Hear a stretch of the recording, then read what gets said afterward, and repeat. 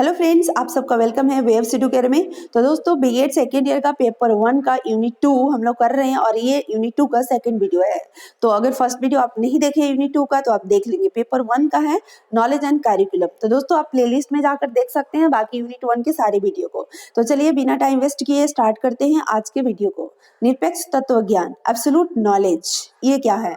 दोस्तों, निरपेक्ष तत्व वह है जो किसी प्रकार की सीमा, शर्त, निर्भरता आदि से स्वतंत्र, मतलब उसमें कोई भी प्रकार की कंडीशन नहीं होती है, कोई लिमिटेशन नहीं होती है, वो बिल्कुल स्वतंत्र होता है, जिसको एब्सोल्यूट बोलते हैं, जो किसी के रिस्पेक्ट में नहीं होता है, जो सभी पदार्थों का मूलभूत अनिवार्य आधार है, जो बेस है, बिल्कुल बेस है। ऐसा तत्व एक ही हो सकता है, क्योंकि दो भी होने पर दोनों परस्पर सापेक्ष हो जाएंगे। यानी कि निरपेक्ष यानी एब्सोल्यूट नॉलेज तो एक ही हो सकता है। फिर अगर निरपेक्ष अगर दो तरह की होगी तो फिर एक दूसरे के वहां पर रिस्पेक्टिव आ जाएंगे। निरपेक्ष तत्व की अवधारणा भी सभी प्रकार की अवधारणाओं से निरपेक्ष, स्वतंत्र और परे होती है। निरपेक्ष तत्व एकमात्र स्वतंत्र और परे होती है। निरपेक्ष तत्व एकमात्र अनंत, असीमित, सर्वव्यापी, नित्य, निराकार होती है। यानी निरपेक्ष तत्व उस तत्व को बोलते हैं जो एक ही मात्र होता है, बिल्कुल स्वतंत्र होता है, परे होता है, कोई लिमिटेशन नहीं होता है, अनंत होता है, असीमित होता है, सर्वव्यापी, हर जगह वो होता है, और नित्य होता है, निराकार होता है, इसका कोई आकार नहीं होता है, समस्त विश्व का अनिवार्य आधार होता है, पर अपना आधार ये खुद है। जैसे दोस्तों, अगर हम लोग बात करें कि बच्चों को जैसा पढ़ना लिखना अगर सिखाते हैं तो पहले लाइनिंग देना, जीरो बनाना उसको सिखाते हैं, फिर उसका लेटर सिखाते हैं। तो ये क्या है? बेसिक। अब इससे अगर लाइनिंग देना और क्या बोलते हैं उसको सर्कल बनाना, इससे भी नीचे अगर क्या हम सिखा सकते हैं, वो इस तरह से उनका जो राइटिंग होता है पूरा इस प्रकार से वो अपना करते रहते हैं। तो ये हो गया दोस्तों, यानी पिक्चर। पिक्चर से वो सीखते हैं, स्टार्ट करते हैं, बाद में वर्ड्स, फिर सेंटेंस, फिर पैराग्राफ, इस तरह से वो सीखते हैं। तो जो बेस है वो लाइनिंग, सर्कल, लेटर, ये सीखते हैं। इनका बेस क्या है? इनका बेस खुद ये है। अभी इससे नीचे अगर हम जाएं तो नहीं जा सकते। होता है ना कि जैसे अगर कोई भी अगर हम सबस्टांस की बात करें तो सबस्टांस में जो एटम्स होते हैं तो उनके फिर न्यूट्रॉन, प्रोटॉन, इलेक्ट्रॉन होते हैं, बेसिक फंडामेंटल यूनिट। अगर हम बॉडी की बात करें, प्लांट एनिमल की बात करें, तो बेसिक जो यूनिट होता है सेल होता है, उससे नीचे कुछ नहीं। वो प्रोटीन से बना होता है। फिर उसके मतलब बेसिक से बेसिक जाए, यानी कि उसके नीचे अब कुछ नहीं हो सकता है, उसका बेस वही है ना? तो उसको बोलते हैं दोस्तों यहाँ पर वैसे तत्व जिसका आधार वो खुद है, स्वतंत्र है, एकमात्र है, अनंत है, असीमित है, तो उसको बोलते हैं हम दोस्तों निरपेक्ष तत्व। निरपेक्ष के दो भेद किए जा सकते हैं, मूर्त निरपेक्षवाद और अमूर्त निरपेक्षवाद, ऐसा इनमें किया जा सकता है। निरपेक्ष तत्व समस्त तत्व का मूलाधार होता है।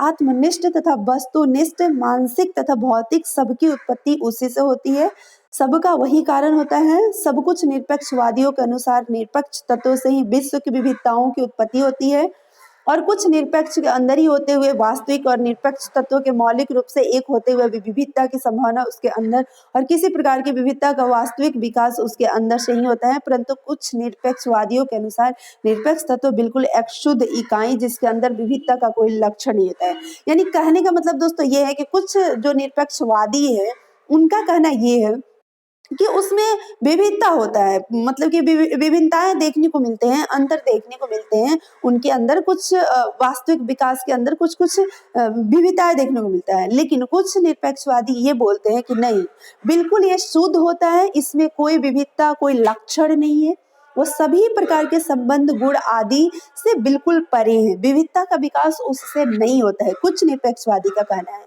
लेकिन कुछ का कहना है कि इन्हीं निरपेक्ष से ही विविधता का विकास होता है, उत्पत्ति होता है, विविधताओं का उत्पत्ति होता है। लेकिन कुछ का कहना है कि नहीं, विविधता का विकास उससे नहीं होता है। हमें सिर्फ भ्रमवश ऐसा लगता है कि विविधता ही वास्तविक है। इसमें पहले की निरपेक्षवादी विचारधारा को मूर्त निरपेक्षवाद तथा दूसरे की विचारधारा को अमूर्त निरपेक्षवाद, यानी कि जो ये मानते हैं कि निरपेक्षवाद से ही विविधता की उत्पत्ति होती है, तो उनको हम बोलेंगे मूर्त निरपेक्षवाद। यानी कि मूर्त निरपेक्षवाद के वो मतलब कि साइड में है, और जो ये मानते हैं कि नहीं, निरपेक्ष से विविधता का विकास नहीं होता है, उनको हम बोलेंगे अमूर्त निरपेक्षवाद। तो चलिए दोस्तों आगे देखते हैं। आगे हमारे हैं प्रसंग संबंधी तथा पाठ्य वस्तु संबंधी ज्ञान। कॉन्टेक्सचुअल एंड टेक्सचुअल नॉलेज क्या है? अब देखिए दोस्तों, यहाँ पर पाठ्य वस्तु संबंधी ज्ञान का अर्थ क्या है कि पाठ्य वस्तु को समझना, जो सिलेबस है उसको समझना, उसका विश्लेषण करना, संश्लेषण करना, पुनरावलोकन करना, आलोचना करना, उसकी व्याख्या करना, उसके इसके बारे में अपनी राय देना। ये इसके 3 स्तर हो सकते हैं। एक है स्मृति स्तर, दूसरा है बोध स्तर, मतलब बोध करना, और तीसरा है चिंतन स्तर। ये 3 स्तर इसके होते हैं। स्मृति स्तर पर अधिगम के रटने पर जोर दिया जाता है, याद करने पे, पाठ्य वस्तु को मतलब कि समझने पर नहीं, रटने पर ज्यादा जोर दिया जाता है। उसके बाद बोध स्तर पर बोध करने का, चिंतन स्तर पर अधिगम का दोस्तों सर्वोच्च स्तर है चिंतन स्तर, जिसमें अधिगमकर्ता के सृजनात्मक चिंतन का विकास होता है। वो खुद से चीजों को क्रिएट करते हैं। पाठ्य वस्तु के प्रति अनुक्रिया अधिगम के चिंतन स्तर को प्रदर्शित करती है। पाठ्य वस्तु के प्रति अनुक्रिया में छात्रों में आलोचनात्मक, विश्लेषणात्मक चिंतन का विकास होता है। बिल्कुल। उसके बाद दोस्तों मतलब इसमें आलोचनात्मक, उसकी क्या डिमेरिट्स है, मेरिट है, इस सब का वो चिंतन कर पाते हैं, विश्लेषण कर पाते हैं। ये चिंतन स्तर में आ जाता है। संश्लेषण, आलोचना, राय, समस्या समाधान, है ना, पूर्णावलोकन, विश्लेषण, उद्देश्य, उनका अध्ययन का ये उद्देश्य होते हैं। अनुक्रिया आधारित अध्ययन में पाठ्य वस्तु के अध्ययन का उद्देश्य क्या होता है? प्रश्न का उत्तर, पुनरावलोकन, विश्लेषण, संश्लेषण, आलोचना, राय, समस्या समाधान के रूप में प्रतिक्रिया देना। यह उपागम विद्यार्थियों को किसी पाठ्य वस्तु के अध्ययन के बाद उसकी व्याख्या करने में अनुक्रिया आधारित क्रियाएं होती है। संबंध में निम्नलिखित बिंदुओं पर ध्यान दिया जाना चाहिए। जैसे पाठ्य वस्तु का केंद्रीय भाव, विद्यार्थी लेखक द्वारा दिए गए केंद्रीय भाव की पहचान करते हैं। यानी कोई भी अगर पाठ्य वस्तु को पढ़ते हैं तो वहां पर देखते हैं कि जो लेखक लिखे हैं इस पाठ को, तो उनका भाव क्या है। विद्यार्थी केवल वही नहीं बताता जो लेखक ने लिखा है, बल्कि पाठ्य वस्तु के बारे में अपने आप से प्रश्न पूछता है। यानी कि एक विद्यार्थी जो होता है वो क्या सोचता है, नहीं, वो अपने मन में भी उसके कुछ सवाल चलते हैं उस पाठ्य को लेकर। केवल जो सवाल किया है या जो जवाब दिया है लेखक, उसी के बारे में नहीं सोचता है, उसके अलावा भी सोचता है। इसको बोलते हैं दोस्तों कि मतलब अध्ययन, अनुक्रिया आधारित अध्ययन, है ना। पाठ्य वस्तु का मूल भाव क्या है, लेखक का कहना क्या है, लेखक पाठ्य वस्तु जो लिखा है इसके लिखने के पीछे उद्देश्य क्या है, इन सब की चीजों पर वो प्रश्न अपने मन में उठता है, पूछता है अपने आप से विद्यार्थी इस प्रकार के प्रश्न के उत्तर देने का प्रयास भी करता है। विद्यार्थी पाठ्य वस्तु में विवरण का गहनता से अध्ययन करता है। पात्र के बारे में कथानक, बिंब योजना, विडंबना क्या है, प्रतीकात्मकता क्या है, महत्वपूर्ण तथ्य क्या है, ये सब के बारे में वो अध्ययन करता है। लेखक के विचार, किसी विशेष घटना का वर्णन, संघर्ष या विडंबना, पात्र की प्रेरणा, प्रतिक्रिया, पात्र का विकास, भावना, ये सब। अतः विद्यार्थी लेखक द्वारा प्रस्तुत किए गए मूल भाव का गहन अध्ययन करता है, उसके बाद अनुक्रिया प्रस्तुत करता है। दूसरा पॉइंट होता है व्यक्तिगत लगाव। यहाँ पर विद्यार्थी लेखक के विचार तथा अपनी अनुभव में लगाव व्यक्त करता है। ऐसा तब होता है जब छात्र पाठ्य वस्तु को ज्ञानात्मक तथा भावात्मक स्तर पर पढ़ लेता है। एक तो ज्ञान की दृष्टि से भी और दूसरा भाव भी उत्पन्न करके एक भावात्मक भी उसको रिलेट कर पाता है, समझता है उस पाठ्य वस्तु को, तब उसके मन में इस तरह की चीजें यानी व्यक्तिगत लगाव की भावनाएं उठती है। विद्यार्थी अपने व्यक्तिगत जीवन से घटनाओं की पहचान करते हैं जो पाठ्य वस्तु की व्याख्या करने में मदद करती है।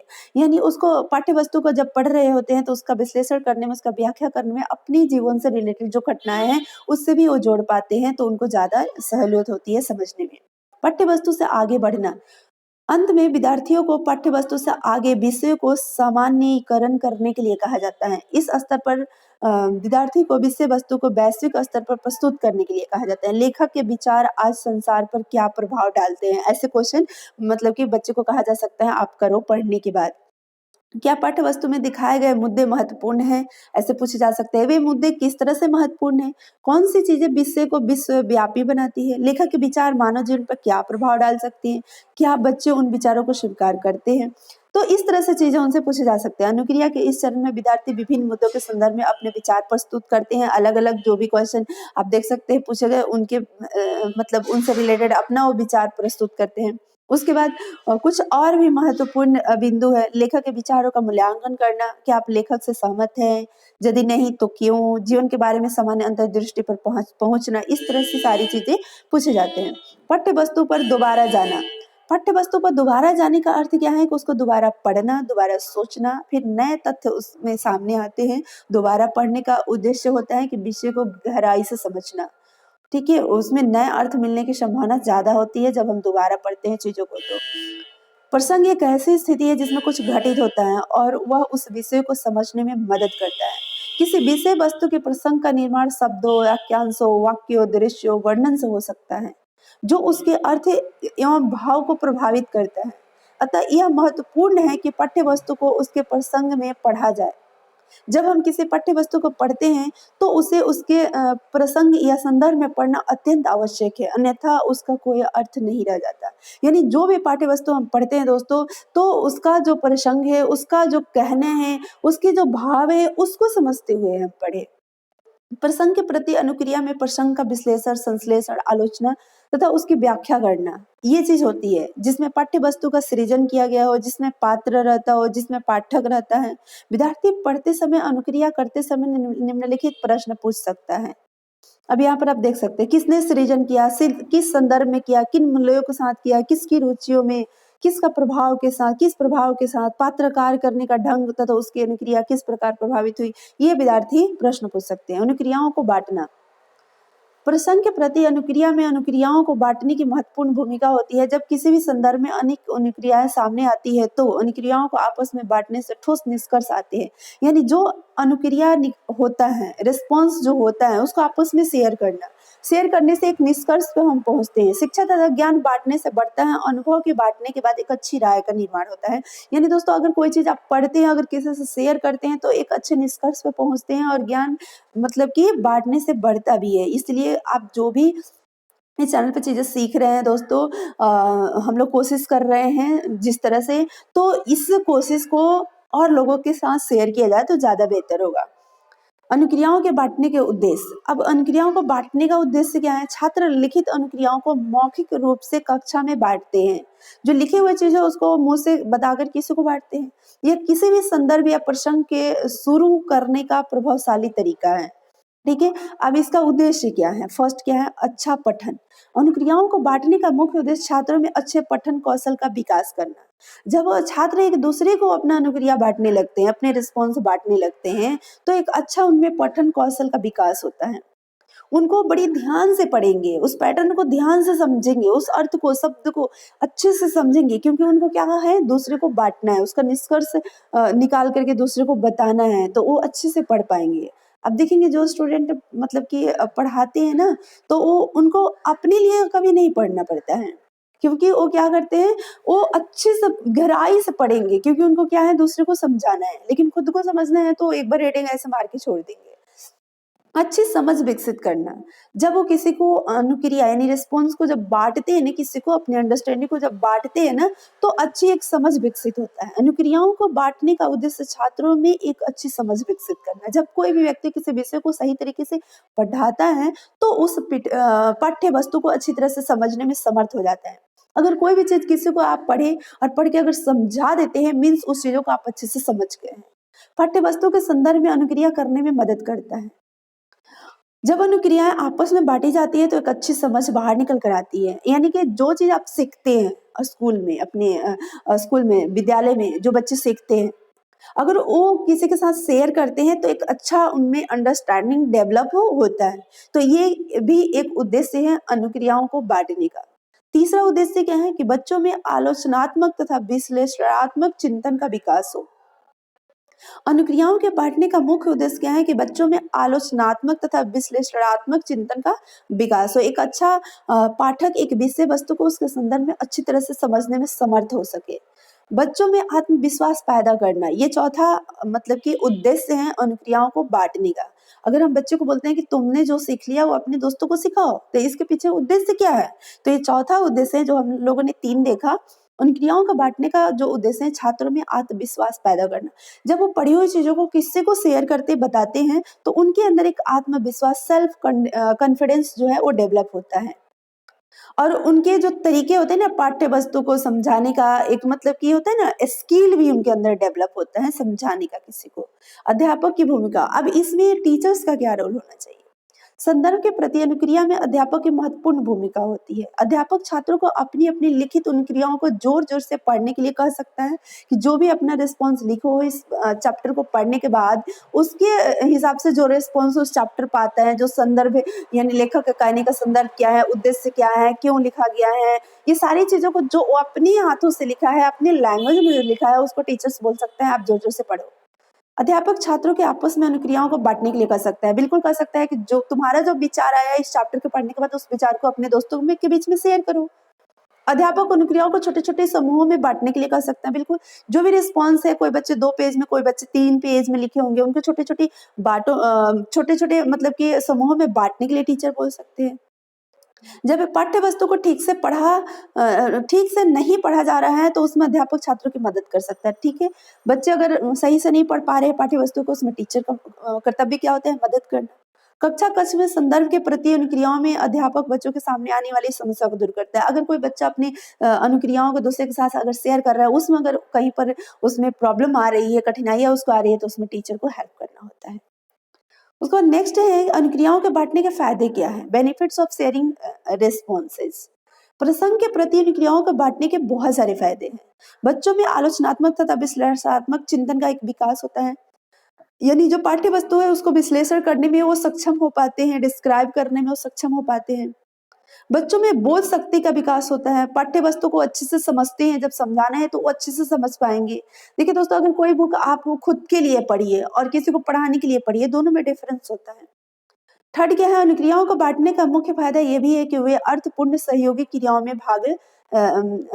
में लगे रहते हैं। अच्छा, कहने का मतलब ये है कि जब वो अपने रिस्पॉन्सेज को किसी के साथ शेयर कर रहे होते हैं तो एक मीनिंगफुल एक्टिविटी के साथ उसमें वो जुड़े हैं। ऐसे क्या है कि वो रीडिंग डाल सकते, हो सकता है उसका मीनिंग ना निकाले, लेकिन जब किसी को समझा रहे हैं तो उसका मीनिंग निकाल कर वो समझाने की कोशिश करेंगे। जब विद्यार्थी प्रसंग के विषय में अनुक्रियाएं बांटते हैं तो एक अच्छी राय का निर्माण होता है, जिसमें पाठ्य वस्तु की समझ का निर्माण होता है। जब हम मतलब कि अपने रिस्पॉन्स को किसी के सामने शेयर करते हैं तो उसमें क्या होता है कि एक निर्माण, एक राय का निर्माण होता है, एक कंक्लूजन निकल आता है, एक निष्कर्ष निकल कर आता है, जिससे पाठ्य वस्तु का समझ का निर्माण होता है और अच्छे से हम समझ पाते हैं। जब विद्यार्थी विषय वस्तु से संबंधित अनुक्रियाओं को बांटते हैं तो उस विषय वस्तु का भाव स्पष्ट करने में मदद मिलती है। बिल्कुल, तो दोस्तों ये फायदे हैं यानी रिस्पॉन्स को शेयर करने में। तो दोस्तों इसी बात पर आप भी ये वीडियो अगर अच्छी लगी तो शेयर जरूर कीजिएगा, लाइक एंड शेयर जरूर कीजिएगा। अगर चैनल पर न्यू है तो चैनल को सब्सक्राइब जरूर कर लीजिएगा। बीएड सेकेंड ईयर से रिलेटेड सारे पेपर के आपको वीडियो इस चैनल पर प्रोवाइड किए जाएंगे। तो दोस्तों आज के लिए इतना ही, फिर मिलेंगे नेक्स्ट वीडियो में सैद्धांतिक तथा व्यवहारिक ज्ञान वाले टॉपिक के साथ। तो सभी को thank you, all the best.